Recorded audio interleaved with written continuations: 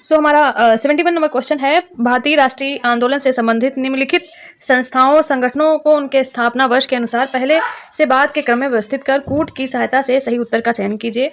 ये हमें chronology base लगाना है कि कौन सा पहले बना कौन सा बाद में है। ठीक है, तो इस तरीके से पहला हमारा ये जो वेद समाज है ये है 1867 का।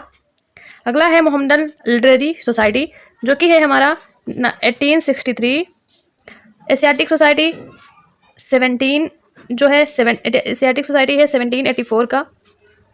ठीक है, प्रार्थना समाज जो है वो है 1867 और तत्वबोधिनी सभा है वो है 1839।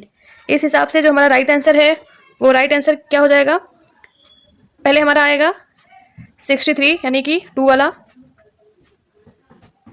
पहला जो रहेगा वो हमारा रहेगा कौन सा, ये 1784 का, ये पहले आएगा ना, 83 का तो बाद में आएगा।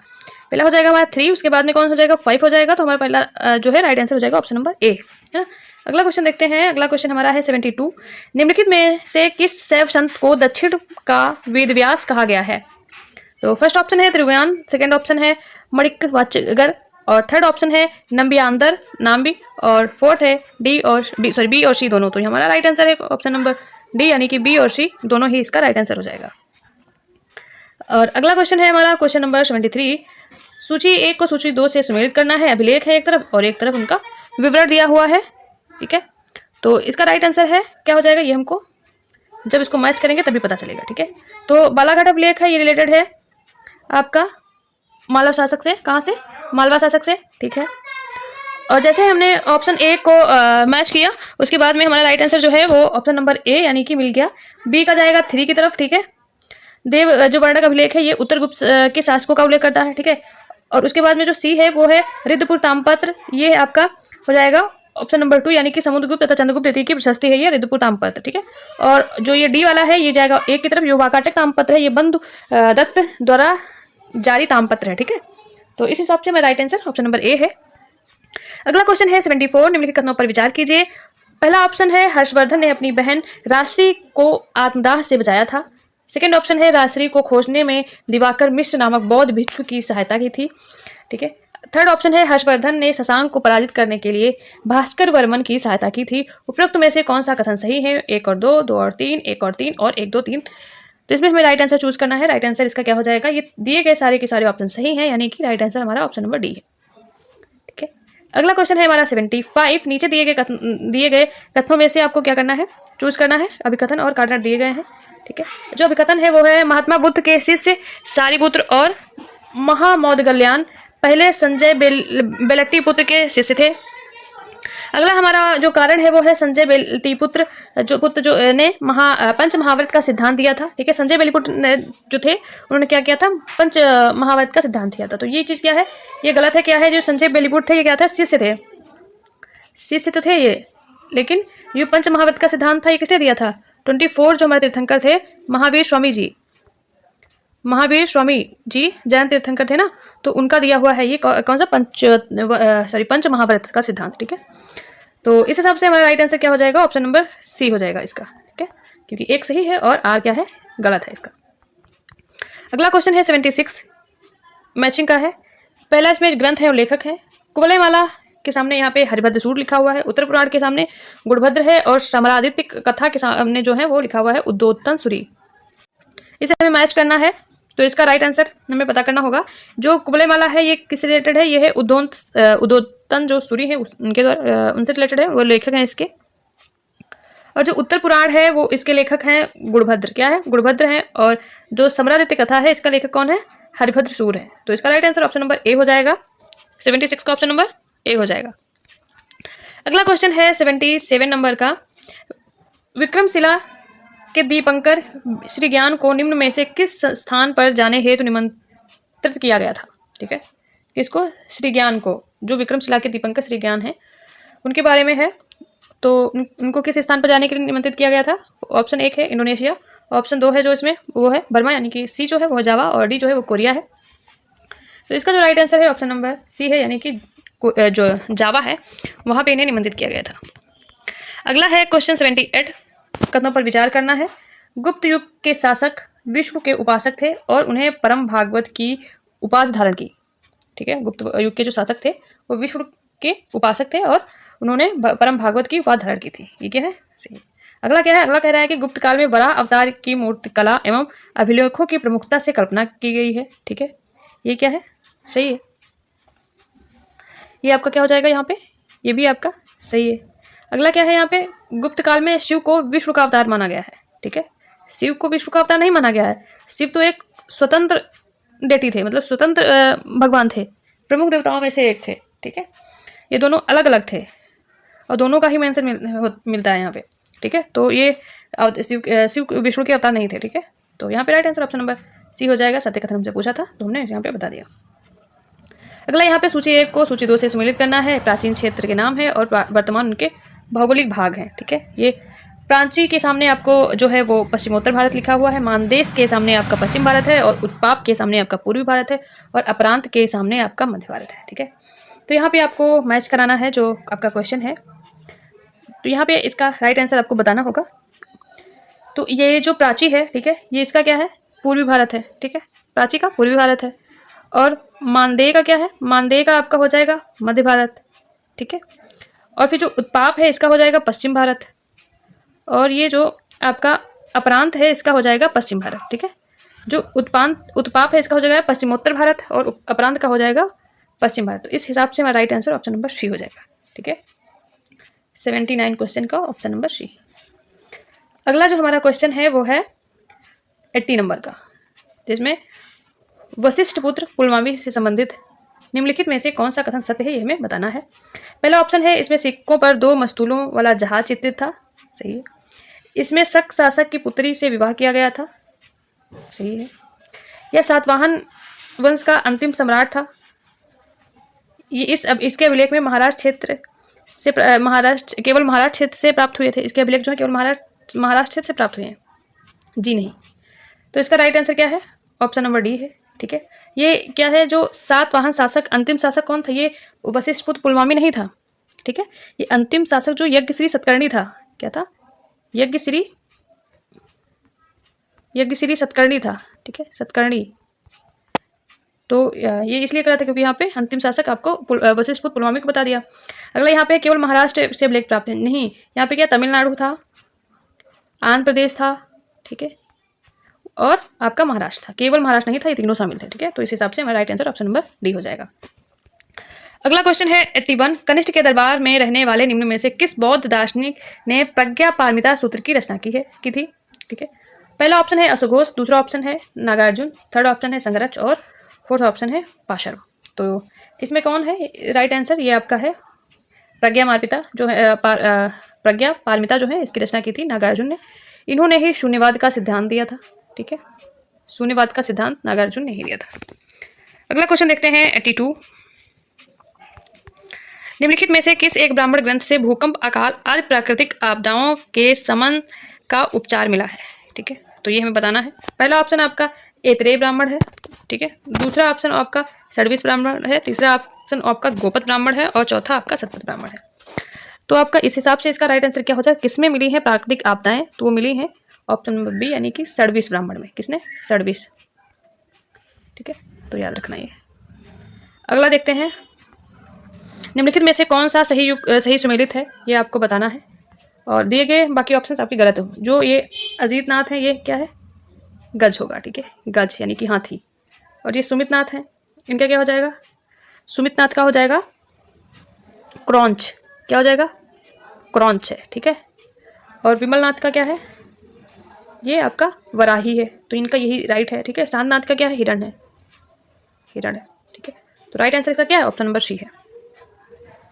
अगला देखते हैं 84 क्वेश्चन। गोलकुंडा राज से संबंधित निम्नलिखित कथनों में से कौन सा कथन सही नहीं है, ये आपको बताना है। पहला ऑप्शन यहाँ पे है गोलकुंडा का मुस्लिम राज वारंगल के पुराने हिंदू राज के खंडहरों पर स्थापित हुआ था। ठीक है, किसके राज? वारंगल के पुराने जो हिंदू राज्य थे उनके खंडहरों पर स्थापित हुआ था। सही है। गोलकुंडा के कुतुब शाही वंश का संस्थापक कुली इब्राहिम था, ये हमसे पूछा है। अगला है गोलकुंडा हीरे का विश्व प्रसिद्ध बाजार था, ये आपका क्या सही है। अगला है गोलकुंडा में कुतुब शाही वंश की का अंतिम जो शासक था वो अबुल हसन था, ये भी सही है। गलत क्या है? गलत है ऑप्शन नंबर बी। क्यों गलत है? क्योंकि इनका जो संस्थापक था वो इब्राहिम नहीं था, वो कुली कुतुब शाह था। कौन था? ये कुतुब शाह ने ही कुतुब शाही जो ये वंश था उसकी स्थापना की थी। तो इस हिसाब से इसका right answer option number B हो जाएगा। अगला क्वेश्चन है हमारा 85। कौन सुमेलित नहीं है ये हमें बताना है। तो कांग्रेस अधिवेशन है और अध्यक्ष है। पहला यहाँ पे है 1899 का अधिवेशन लखनऊ में हुआ था, इसके अध्यक्ष रमेश चंद्र दत्त थे। सही है। अगला जो है आपका यहाँ पे अधिवेशन वो 1896 था और इसका जो अधिवेशन वो कोलकाता में हुआ, अध्यक्ष इसके आनंद मोहन बोस थे। ये हमसे पूछ रहा है। अगला यहाँ पे है सी, जिसमें 1894 ईस्वी में मद्रास में इसका क्या हुआ था, सेशन हुआ था और अल्फ्रेड जो वेब थे ये इनके अध्यक्ष थे इसके।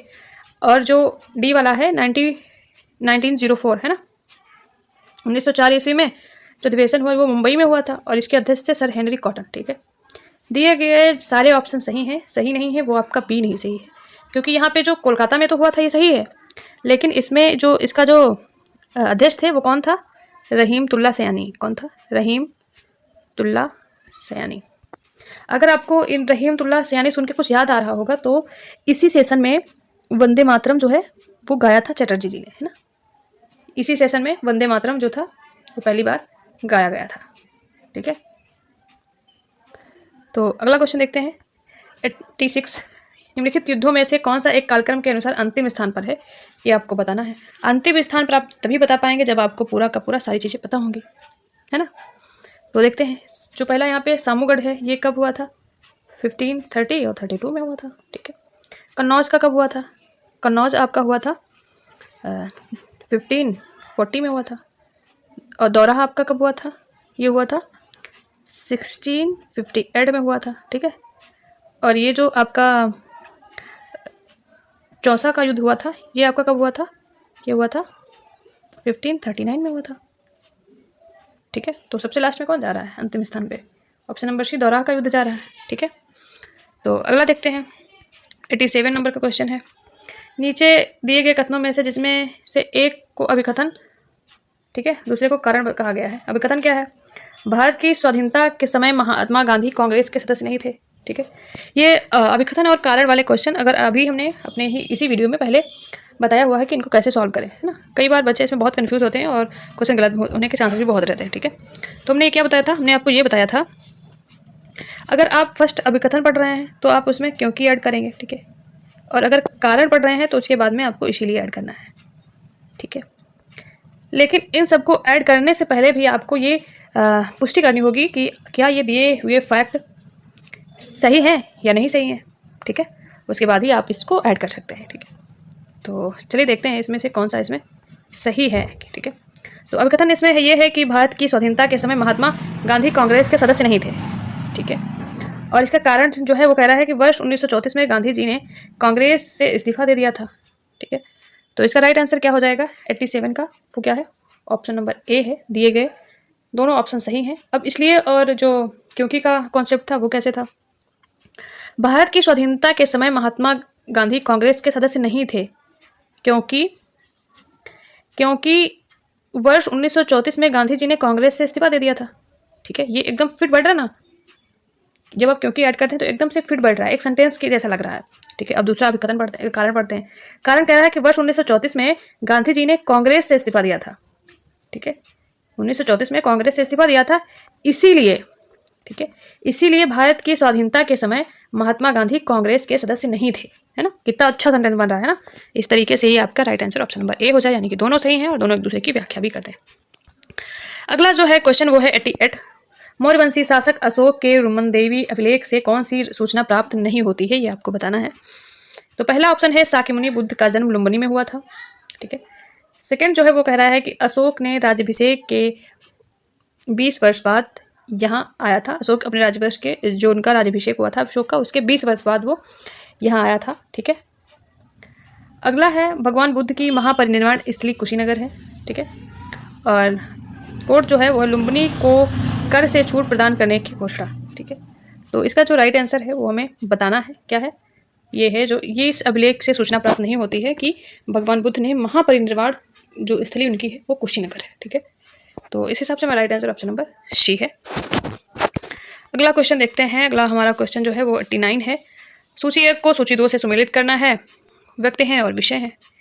वॉरेन हेस्टिंग जो है उसके सामने जो अगस्त प्रस्ताव लिखा हुआ है लिलिथिको के सामने घेरे की नीति है, और लॉर्ड हेस्टिंग के सामने डाई ऑर्की है, चेम्सफोर्ड के सामने अधीनस्थ पार्थक्य की नीति है। तो इसे हमें मैच कराना है, और इसका जो ए वॉरेन हेस्टिंग है ये किसकी घेरे की नीति, ठीक है। और उसके बाद में जो बी है लिलिथिको, इसका क्या है, अगस्त प्रस्ताव लिलिथिको के टाइम में आया था, ठीक है। और लॉर्ड हेस्टिंग जो है वो क्या है, अधीनस्थ पार्थक्य की नीति है, और लॉर्ड जो चेम्सफोर्ड है वो डायॉर्की है, ठीक है। क्या है, डायॉर्की है। तो इस हिसाब से इसका right answer option number B है। अगला क्वेश्चन है 90। सूची 1 को सूची 2 से सुमेलित करना है। कांग्रेस अधिवेशन दे रखे हैं और अध्यक्ष दे रखे हैं, ये आपको मैच कराना है। पहला यहाँ पे है लाहौर अधिवेशन 1909 का, इसके अध्यक्ष कौन थे ये आपको बताना है, ठीक है। तो इसके अध्यक्ष थे आपका मदन मोहन मालवीय। 1909 के कौन था, मदन मोहन मालवीय जी थे, ठीक है, मदन मोहन मालवीय थे। और उसके बाद में आपका जो इलाहाबाद अधिवेशन 1910 है, इसका जो है वो विलियम वेडरबर्न है। कौन है, विलियम वेडरबर्न है, ठीक है। अगला है सी जो है इसका कोलकाता, इसका हो जाएगा कोलकाता अधिवेशन जो 1911 का है, ये है विषम नारायण धर। और जो ये बांकीपुर अधिवेशन 1912 का है, इसके हो जाएंगे आपके RN मुधोलकर। कौन हो जाएगा, RN मुधोलकर हो जाएंगे। तो इस हिसाब से इसका right answer option number C है, ठीक है। अगला देखते हैं, अगला क्वेश्चन है 91। कौन सा सुमेलित युग्म नहीं है ये आपको बताना है। विद्रोह दे रखे हैं और क्षेत्र दे रखे हैं। गडकरी विद्रोह महाराष्ट्र का है, किटूर विद्रोह कहाँ गुजरात दे रखा है, मोपला विद्रोह केरल का है, बघेरा विद्रोह गुजरात का है, किटूर विद्रोह कर्नाटक का है, कर्नाटक का, ठीक है। किटूर विद्रोह गुजरात का नहीं है। और इसके नेता कौन थे, चिन्नावे। कौन था, चिन्नावे, चिन्नावे, चिन्नावथे, ठीक है, चिन्ना, ठीक है, ये नाम था इनका। अगला जो है क्वेश्चन 92 है। 25 अप्रैल 1809 ईस्वी को हुई अमृतसर की संधि के संबंध में कौन सा कथन सही नहीं है ये आपको बताना है। इस संधि पर मेटकॉफ और रणजीत सिंह ने हस्ताक्षर किए। इस संधि के द्वारा सतलज नदी अंग्रेजों तथा रणजीत सिंह के साम्राज्य के बीच सीमा मान ली गई। अमृतसर में एक अंग्रेजी सेना रखी गई जिससे रणजीत सिंह इस तरफ आक्रमण न कर सके, और सतलज नदी पूरब के राज्य अब अंग्रेजों के पास चले गए, ठीक है। जो सतलज नदी के पूरब के राज्य थे वो अंग्रेजों के पास चले गए। इसमें से क्या सही नहीं है वो आपको बताना है, ठीक है। इस संधि पर मेटकॉफ और रणजीत सिंह ने हस्ताक्षर किए, सही है। इस संधि के द्वारा सतलज नदी अंग्रेजों तथा रणजीत सिंह के साम्राज्य के बीच सीमा मान ली गई, ये भी सही है। और सतलज नदी पूरब के राज्यों अब अंग्रेजों के पास चले जाएंगे, ये भी सही है। और ये सही क्या नहीं है, यहाँ पे अमृतसर की जगह पे क्या हो जाएगा, लुधियाना हो जाएगा। क्या हो जाएगा, लुधियाना हो जाएगा, ठीक है। लुधियाना में हुआ था सारी चीज़ें, ठीक है। लुधियाना में क्या हुआ था कि अंग्रेजी सेना रखी जाएगी जिससे रणजीत सिंह इस तरफ आक्रमण ना कर सके, ठीक है। अगला क्वेश्चन है 93। हड़प्पाकालीन स्थल है और अवस्थिति है, मैच कराना है, किस नदी के किनारे है, ठीक है। तो देखते हैं, पहला यहाँ पे रंगपुर दे रखा है, ठीक है। तो रंगपुर किस नदी के किनारे है ये आपको बताना है। रंगपुर है भादर नदी के किनारे। किस नदी के किनारे है, भादर नदी के किनारे, ठीक। और फिर आपका जो बी है राखीगढ़ी, ये आपका घग्गर के किनारे है, ठीक है। इसको हमने, अगर आपने मेरी इंडस वैली सिविलाइजेशन की क्लास इसी चैनल पे देखी होगी तो हमने बहुत ट्रिक से याद करवाया था कि राखी क्या होती है, घर घर बांधी जाती है ना, घर घर, तो उस तरीके से घग्गर हो जाएगा। अगला आपका जो मांडा है, ठीक है। मांडा कहाँ पे है, हमने आपको बताया था कि नॉर्थ साइड जो है वो मांडा ही है, ठीक है। क्या है, मांडा ही है नॉर्थ में, जम्मू कश्मीर में, ठीक है। तो वो क्या हो जाएगा, जम्मू कश्मीर में सरस्वती रिवर तो है नहीं, ये आपको पता ही होगा, ठीक है। तो इधर क्या हो जाएगा, जो ये भगवानपुरा ये सरस्वती पे है, मांडा क्या है, चिनाब में है, ठीक है। तो मांडा क्या है, चिनाब से हो जाएगा, क्योंकि मांडा जम्मू कश्मीर, सरस्वती रिवर जम्मू कश्मीर में नहीं है ना। अगर आपको भगवानपुरा का नहीं पता होगा तभी आप उसको कर ले जाते हैं। तो ऑप्शन नंबर राइट जो है वो ए हो जाएगा। अगला क्वेश्चन 94 है। मगध के शासक बिंबिसार के संबंध में कौन सा कथन सही नहीं है ये आपको बताना है। तो इसने अंग देश को जीतकर मगध राज्य में मिलाया, ठीक है। किसने, बिंबिसार के बारे में है।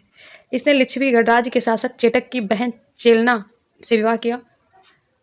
अगला है, बिंबिसार ने अपने राज्यवैद जीवक को अवंती नरेश चंद्र प्रद्योत की सेवा में भेजा। डी जो है यह बौद्ध तथा जैन दोनों मतों का पोषक था। तो इसका राइट आंसर क्या है ये हमें बताना रहेगा। राइट आंसर इसका ऑप्शन नंबर बी है, ठीक है। लिच्छवी गणराज्य के शासक चेटक की बहन चेलना ने चिलम्मा होता, चेलमा, ठीक है, चेलमा से विवाह किया था। ये आपका जो राइट आंसर है वो ऑप्शन नंबर बी है, वो गलत है। दिए गए बाकी सारे ऑप्शन यहाँ पे सही हैं। अगला जो है, निम्नलिखित में से किसने फर्रुखसियार के फरमान 1717 को ब्रिटिश ईस्ट इंडिया कंपनी को दे दिया, ब्रिटिश कंपनी के महाअधिकार पत्र के रूप में स्वीकार किया। निम्नलिखित में से किसने फर्रुखसियार के फरमान 1717 को ब्रिटिश ईस्ट इंडिया कंपनी के महाअधिकार पत्र के रूप में स्वीकार किया था? फर्स्ट ऑप्शन ओमर्स ने, सेकेंड ऑप्शन H.H. डॉडवेल ने, जो थर्ड है वो है J.R. शेले ने, फोर्थ जो है रैमजे मेयर ने। तो इसका जो राइट आंसर है वो हो जाएगा, राइट आंसर क्या है, ऑप्शन नंबर ए है, यानी फर्रुखसियार 1717 में कंपनी को 3,000 रुपये वार्षिक शुल्क के बदले बिना अतिरिक्त चुंगी दिए व्यापार करने का, कलकत्ता के निकट 38 गांव खरीदने और व्यापार, ठीक है। वार्षिक शुल्क 3,000 यहाँ पे गलत है, यहाँ पे 3,000 नहीं 3 लाख होगा, ठीक है, सॉरी यहाँ पे हमने गलत बोल दिया है। कलकत्ता के निकट 38 गांव खरीदने एवं बंगाल में शाही जो मुद्रालय था के प्रयोग की अनुमति दे दी थी। ओमर्स ने फर्रुखसियार के फरमान 1717 और ब्रिटिश ईस्ट इंडिया कंपनी के महाधिकार पत्र के रूप में इसे स्वीकार किया था। तो right answer option number A यानी कि ओमर्स था, ठीक है। अगला क्वेश्चन आपका है 96, निम्नलिखित में से किस एक सूफी संत जो हुमायूं के समकालीन थे अमृतकुंड हठयोग की पुस्तक नामक संस्कृत ग्रंथ का फारसी में अनुवाद हौज हल हयात नाम से किया था? किससे? हौज हल उल हयात नाम से किया था। मोहम्मद गौस, शेख अहमद सरहिंदी, अब्दुल कादिर जिलानी और बहाउद्दीन ज़कारिया। तो 96 का जो राइट आंसर है वो ऑप्शन नंबर ए यानी कि मोहम्मद गौस जो थे उन्होंने अमृतकुंड हठयोग की पुस्तक संस्कृत ग्रंथ जो था उसका फारसी में अनुवाद किया था। किसने? मोहम्मद गौस ने किया था। अगला जो है क्वेश्चन वो 97 नंबर का है। वो निम्नलिखित की जो है उसमें क्या अलबरूनी से रिलेटेड, अलबरूनी की किताब जो है वो उल हिंद, किताब उल हिंद के संदर्भ में निम्नलिखित कथनों पर विचार करें। फारसी भाषा में लिखी गई किताब उल हिंद की भाषा सरल और स्पष्ट है। सेकंड ऑप्शन है किताब उल हिंद धार्मिक दर्शन, त्यौहार, खगोल विज्ञान, रीति रिवाज और प्रथाओं आदि जैसे विषयों पर एक लेखन है और प्रत्येक अध्याय एक प्रश्न से शुरू होता है। दिए गए ऑप्शन जो है वो 1, 2, 3, सभी 3, केवल 1, केवल 2 और सभी 3 कोई नहीं। तो इसका राइट आंसर क्या है ये हमें बताना है। तो इसका जो राइट आंसर हो जाएगा वो हो जाएगा ऑप्शन नंबर क्या है, केवल 2, यानी कि 2 इसके सही हैं, ठीक है। और इसमें जो सही क्या कौन सा नहीं है, सही नहीं है वो गलत है, ये आपका ये वाला, ठीक है। इसमें फारसी भाषा नहीं है, इसमें क्या था अरबी भाषा है, ठीक है, अरबी भाषा है, ठीक है। तो ये याद रखना, बाकी दिए गए ऑप्शन इसमें सही हैं। अगला क्वेश्चन 98 है। उत्तरकालीन मुगल शासकों के समय मुगल दरबार के अमीरों सरदारों के कई दल बन गए थे और उन गुटों को अलग अलग नेता थे, उनके संबंध में कौन सही सुमेलित नहीं है, ठीक है। तुरानी दल जो है निजामुल मुल्क अमीन खां, ईरानी दल जुल्फ़िकार खां सआदत खां, अफ़गानी दल ज़कारिया खां इसहाक खां, हिंदुस्तानी दल अब्दुल खां और हुसैन अली खां। 98 का right answer option number C हो जाएगा, क्योंकि अफ़गानी दल के ज़कारिया नहीं थे, ये क्या थे, मोहम्मद खां और मोहम्मद खां बंगस। एक तो मोहम्मद खां थे, ठीक है, दूसरे मोहम्मद खां बंगस थे, तो ये 2 लोग थे। अगला हमारा क्वेश्चन है बेसरा जो एक प्रमुख मंदिर के केंद्र के रूप में विकसित हुआ निम्न में से किस क्षेत्र में स्थित है? तो ये आपको बताना है। फर्स्ट ऑप्शन है मध्य भारत, सेकंड है उड़ीसा, थर्ड है कर्नाटक और फोर्थ है गुजरात। तो 99 का ऑप्शन जो है जाएगा वो हो जाएगा ऑप्शन नंबर, बेसरा जो है वो कहाँ है, कर्नाटक में, ठीक है, option number C. Besara Vijayapur जिले में स्थित है, ठीक है। चालुक्य साम्राज्य के दौरान ये बनवाया गया था, ठीक है, मंदिर का केंद्र ये चालुक्य साम्राज्य के दौरान बनवाया गया था, ये भी याद रखना। अगला जो क्वेश्चन है वो 100 नंबर का है। सुभाष चंद्र बोस के संबंध में कौन सा कथन सही नहीं है, ये आपको बताना है। फर्स्ट ऑप्शन है 1927 ईस्वी में इंडिपेंडेंस लीग की स्थापना की थी उन्होंने, सही है। उन्हें 12 वर्ष का कारावास का दंड मिला था, ठीक है। थर्ड ऑप्शन है उनके राजनीतिक गुरु चित्तरंजन दास थे, और जो फोर्थ है वो 1923 में कलकत्ता के मेयर चुने गए थे। तो इसका जो राइट आंसर नहीं है वो क्या नहीं है, ऑप्शन नंबर बी नहीं है, क्योंकि उन्हें 12 नहीं 13 वर्ष का दंड मिला था, ठीक है। तो हमने इस क्लास में 100 क्वेश्चन कवर कर लिए हैं, ठीक है। ये हमारा ध्येय इसका टेस्ट नंबर 2 था। मिलते हैं नेक्स्ट क्लास में नेक्स्ट इंपॉर्टेंट क्वेश्चन के साथ, नेक्स्ट टेस्ट के साथ। तब तक के लिए बाय बाय। अगर आपको ये क्लास अच्छी लगती है तो please like the video, subscribe the channel. Bye bye.